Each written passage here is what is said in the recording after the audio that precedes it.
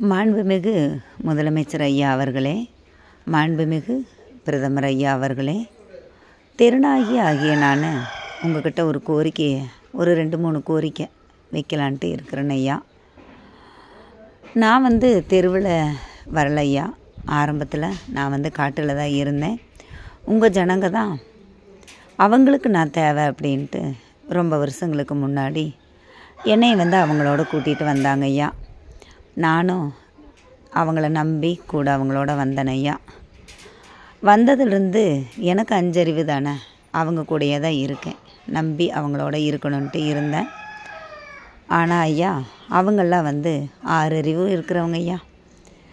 நிறையா கண்டுபிடிச்சி மிஷின்களை கண்டுபிடிச்சிட்டாங்க ஐயா. அதனால் அது போதுமாமா. இப்போ எங்களுடைய தேவை அவங்களுக்கு வேணாம் அப்படின்னு நினைக்கிறாங்க ஐயா. அதனால் எங்களை இப்போ அவங்க வெறுத்து ஒதுக்குறாங்க. இப்போ என்னோடய கோரிக்கை என்னென்னா ஐயா, நான் நல்ல சாப்பாடே சாப்பிட்டதில்லையா. ஒரு நேரமாவது எனக்கு நல்லா வயிறார சாப்பிடணுன்னு ஆசை ஐயா. அதை உங்கள்கிட்ட கோரிக்கையாக வைக்கலான்ட்டு இருந்தேன் ஐயா. சரி, அது வேணாம் அப்படின்ட்டு இப்போ தோணுது ஐயா.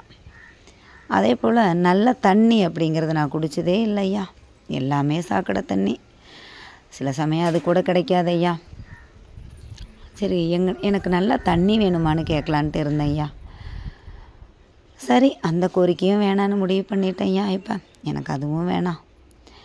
என்னை பார்க்குறீங்கல்ல ஐயா, நான் பிறக்கிறப்பவே இப்படி இல்லை ஐயா. நானும் பிறக்கிறப்ப நல்லா அழகான குழந்தையாத்தான் எங்கள் அம்மா வயிற்றுலேருந்து பிறந்தேன். அதுக்கப்புறம் தான் என்னோடய உடம்பு இப்படி ஆனதுக்கு காரணம் உங்கள் ஜனங்க தான் ஐயா.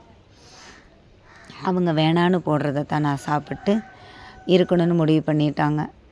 அப்படிங்கிறப்ப என்னோடய உயிர் வாழ்கிறதுக்கு, என்னோடய பசி கொடுமைக்கு அதை சாப்பிட்டு தானே ஐயா நான் வாழ்ந்துகிட்ருக்கேன். இதுதான் திருநாயோட என்னோடய வாழ்க்கை. இப்படி தானே ஐயா போகுது. அதனால தான் உங்கள்கிட்ட சாப்பாடும் தண்ணியும் கேட்கலான்ட்டு நினச்சி ஒரு கோரிக்கை வைக்கலான்ட்டு இருந்தேன் ஐயா.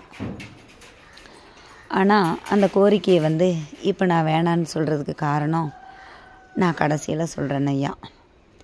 இப்போ இப்படி தான் என்னோடய வாழ்க்கை போகுது ஐயா. அப்புறம் எங்கள் அம்மா வயிற்றில் என்னைய பாதுகாத்து வச்சுருப்பா. வச்சுட்டு அந்த குப்பையில் இருக்கிற சாப்பாடு எதையா ஒன்று எடுத்து சாப்பிட்டு அதனால் எனக்கு பால் கொடுப்பா. அதிலிருந்து வரதை வச்சு அந்த பாலை கூட உங்கள் ஜனங்க எனக்கு கொடுக்க விடுறதில்லையா. பிறந்து நான் 2 நாள் தானே ஐயா ஆச்சு. என்னையை கொண்டு இப்படி கொண்டு ரோட்டில் போட்டுட்டு போயிட்டாங்க ஐயா. அப்போ நான் என்னையா சாப்பிடுவேன்? எனக்கு அந்த குப்பையில் கூட போய் சாப்பிட தெரியாதா ஐயா. இப்போ எனக்கு பசிக்குது, நான் கத்துறேன். ஆனால் யார் ஐயா எனக்கு பால் கொடுப்பா? இப்படி கொண்டு போட்டு போன எண்ணெயை ஏதோ உங்கள் சனங்கள்லேயும் நல்லவங்களும் ஒரு சில பேர் இருக்கிறாங்க. அவங்க எடுத்துகிட்டு போய் எங்கள் அம்மா மாதிரியே இருக்கிற இன்னொரு அம்மாட்ட விட்டு எனக்கு என்னையை இப்போ காப்பாற்றுறாங்க ஐயா. ஆனால் வெளியில் தெரிஞ்சிருச்சு ஐயா என்னைய. இப்போ நான் காப்பாற்றப்பட்டேன். என்னை மாதிரி என்னோடய சனத்தை சேர்ந்த நிறைய பேர் தினந்தோறும் சாகுறாங்க ஐயா, ஏதோ ஒரு இடத்துல. அதனால் அவங்களுக்காகவும் அந்த கோரிக்கையை நான் உங்கள்கிட்ட வைக்கலான்ட்டு இருக்கிறேன் ஐயா. இப்போ என்னோடய நிலமை இதுதானே ஐயா. ஏன்னா நான் தெருநாயாமா ஐயா. அதனால் நான் தெருவில் தான் இருக்கணும் அப்படிங்கிறது உங்கள் சனங்களே முடிவு பண்ணிட்டாங்க ஐயா. இப்போ நான் எப்படி ஐயா வாழ்வேன் பாருங்கள்.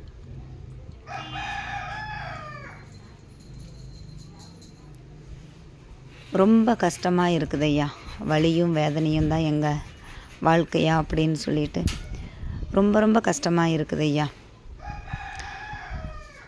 அதனால தான் என்னோட இனத்து சார்பாக உங்கள்கிட்ட கொஞ்சம் சாப்பாடும் குடிக்கிறதுக்கு கொஞ்சம் தண்ணியும் நான் கேட்கலான்ட்டு திருநாயாகி நான் கோரிக்கையாக கொண்டு வந்தேன் ஐயா.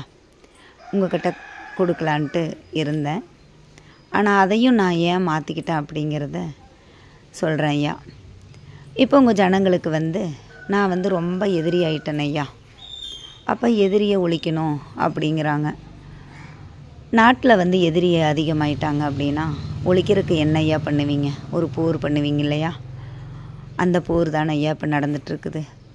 எங்கள் இனத்தை கம்மி பண்ணுறோன்னு சொல்லிட்டு எங்களை வந்து நாங்களே தெருநாயி, எங்களுக்கு சரியான சாப்பாடு கூட கிடச்சிருக்காது. எங்களை அப்படியே கொத்தோடு எடுத்துகிட்டு போயிங்க ஐயா. எங்களுக்கு உடம்புல என்ன இருக்குது என்ன எதுன்னே தெரியாமல் எங்களோட இனப்பெருக்கத்தை கட்டு பண்ணுறோன்னு சொல்லிட்டு எல்லாத்தையும் கொண்டுட்டாங்க ஐயா. நாங்கள் எல்லாம் செத்து போயிட்டோம். ஆனால் சாப்பாடு இல்லாமல் சாகிறது வழி இல்லாத வேலை இதுதையா. எங்களை இப்படி கொண்டு போய் அறுத்து வெளியே கொண்டு வந்து போடுறப்ப நரக வேதனை ஐயா. வெளியில் 5 நாள் பார்த்திங்கன்னா வலியும் வேதனையும் ரொம்ப கஷ்டமாக இருக்குது ஐயா. அதனால் எங்கள் இனத்தை வந்து நீங்கள் கட்டுப்படுத்த வேணாம் ஐயா. எங்கள் இனமே வேண்டாம் ஐயா. அதுதான் ஐயா இப்போ நான் சொல்கிற கோரிக்கை. போர் வந்தால் நீங்கள் என்ன பண்ணுவீங்களோ அந்த மாதிரி உங்கள்கிட்ட இருக்கிற ஒரு விஞ்ஞான வளர்ச்சியை பயன்படுத்தி எங்களை எல்லாத்தையும் எடுத்துருங்க ஐயா.